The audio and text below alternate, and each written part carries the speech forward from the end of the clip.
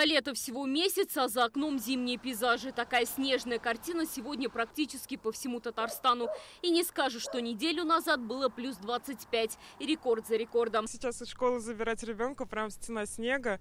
Ладно, еще вот зимние вещи недалеко убрали, а так очень холодно. Неожиданно, холодно. Зима заглянула снова к нам.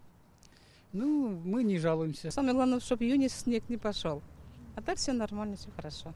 28 апреля, а в Лаишево снег. В Лаишево красные тюльпаны поэтично смотрятся в снегу. Крупными хлопьями припорошило и деревья.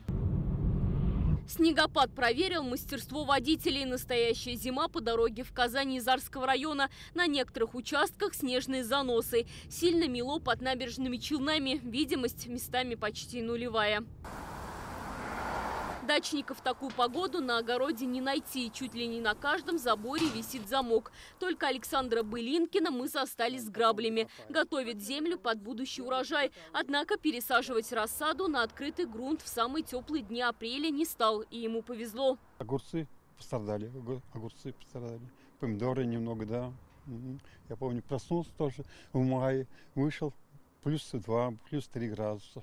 Герман Никитин прикрывает грядки с луком. Они пока не взошли, но волнуются. Вдруг заморозков на почве не переживут. Помидоры в теплице под дополнительной защитой. Рассады у нас как бы адаптируются, приживаются в теплице.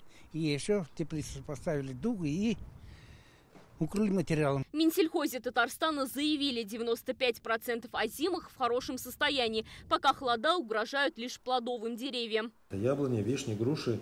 Но они тоже, в принципе, в цветы этих многолетних насаждений наших выдерживают температуру до минус 2 градусов.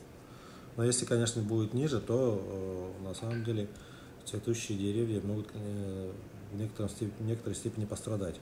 Из-за аномальных апрельских холодов социальные учреждения могут вернуть тепло. Подача теплоносителей в детские сады и социальные учреждения возможна. Для этого руководители данной организации необходимо подать заявку в теплоснабжающую организацию, и в случае технической возможности, в связи с тем, что уже на некоторых сетях начались ремонтные работы по подготовке к следующему отопительному сезону, теплоноситель будет подан. Черемуховые холода, так их называют в народе. Дело в том, что дерево растет повсеместно и цветет очень долго, больше 2 недель. И почти всегда цветение черемухи захватывает первые заморозки. Весна взяла паузу из-за активного циклона, в тылу которого оказался Татарстан. Температурный фон существенно понизился. Где-то на 6-8 градусов сейчас температура ниже климатической нормы. И вот вчера, если днем температуры были от 3 до 9 градусов тепла, максимальные по республике, то сегодня в полдень в отдельных районах пока еще сохраняется минус 1 градус. Пока российские синоптики продолжают пугать холодами, татарстанские специалисты дают оптимистичный прогноз. Потеплеет уже к 1 маю, когда температура поднимется до 15 градусов. Алия Сабирова, Игорь Романов, ТНВ, Казань.